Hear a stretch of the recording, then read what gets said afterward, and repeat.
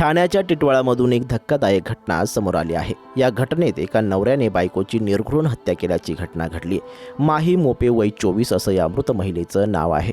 बायकोने चारित्र्यावर संशय घेतल्याने नवऱ्याने संतापून तिची हत्या केल्याची माहिती आहे। या घटनेनं टिटवाळा परिसरात खळबळ माजली आहे। या प्रकरणी आता पोलिसांनी आरोपी पतीला अटक केली आहे।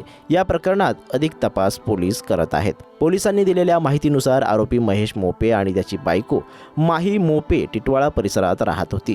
महेश पडघा येथील डी मार्टच्या गोदामात काम करायचा। महेश आणि माही या दोघांमध्ये प्रेमसंबंध होते, त्यामुळे 3 वर्षापूर्वी दोघांनी लव्ह मॅरेज केले होते। दोघांच्या आयुष्यात सर्व काही सुरळीत चाललं असताना अचानक माहीला महेश मोपेच्या चारित्र्यावर संशय आला होता।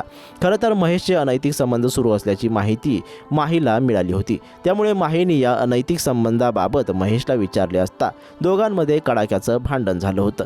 त्यानंतर अनेकदा याच विषयावरून दोघांमध्ये वादावादी झाली होती। आज सकाळी सुद्धा दोघांमध्ये याच विषयावर भांडण झालं।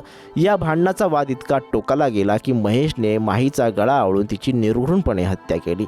या घटनेची माहिती मिळताच टिटवाळा पोलीस घटनास्थळी दाखल झाले होते। यावेळी टिटवाळा पोलिसांनी मृतदेह ताब्यात घेऊन पोस्टमॉर्टमसाठी पाठवला होता।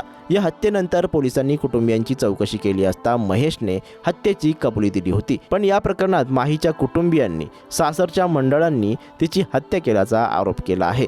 महेश आणि माहीने लव्ह मॅरेज केल्याने त्याच्या कुटुंबियांना ते मान्य नव्हते, त्यामुळे नेहमी त्यांची घरी भांडणे व्हायची, वादावादी व्हायची। यामुळे सासरच्या मंडळीनेच माहीची हत्या केल्याचा आरोप माहीच्या आईवडिलांनी केला होता। त्यामुळे या प्रकरणाचा तपास करून आरोपींना कठोरात कठोर शिक्षा द्यावी अशी मागणी माहीच्या कुटुंबियांनी पोलिसांकडे केली आहे। या प्रकरणी पोलिसांनी महेश विरोधात तक्रार दाखल केली आहे। या प्रकरणाचा अधिक तपास पोलीस करीत आहेत।